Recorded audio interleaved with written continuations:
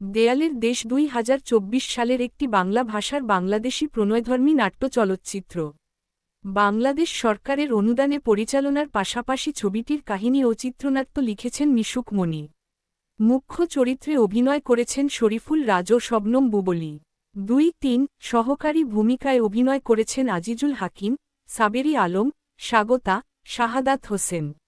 এটি পরিচালকের পরিচালিত প্রথম চলচ্চিত্র। ৪ যা ২০২৪ সালের ১১ই এপ্রিল প্রেক্ষাগৃহে মুক্তি পায়। ৫ দেয়ালের দেশ প্রচারণা পোস্টার পরিচালক মিশুক মনি, প্রযোজক মিশুক মনি, চিত্রনাট্যকার মিশুক মনি, কাহিনীকার মিশুক মনি, শ্রেষ্ঠাংশে শরীফুল রাজ, শবনম বুবলী, সুরকারিমন চৌধুরী, চিত্রগ্রাহক সাহিল রনি, সম্পাদক সীমিত রায়, অন্তর্প্রযোজনা কোম্পানি মেট্রো সিনেমা, পরিবেশকবি, কথাচিত্র মুক্তি ১১ই এপ্রিল ২০২৪।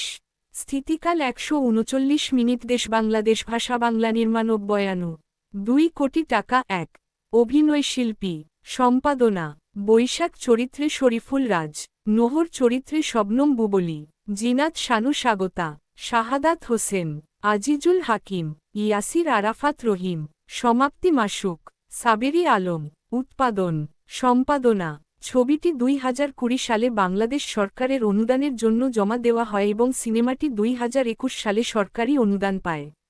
অবশেষে ২০২২ সালে ছবিটির চিত্রগ্রহণ শুরু হয়। ঢাকার হাতিরঝিলের একটি রেস্তোরাঁয় আয়োজিত এক অনুষ্ঠানে ছবিটির প্রথম দর্শন প্রকাশ করা হয়। ৬ মুক্তি সম্পাদনা ২০২৩ সালের ২৭ অক্টোবর মুক্তি পাওয়ার কথা থাকলেও তা স্থগিত হয়।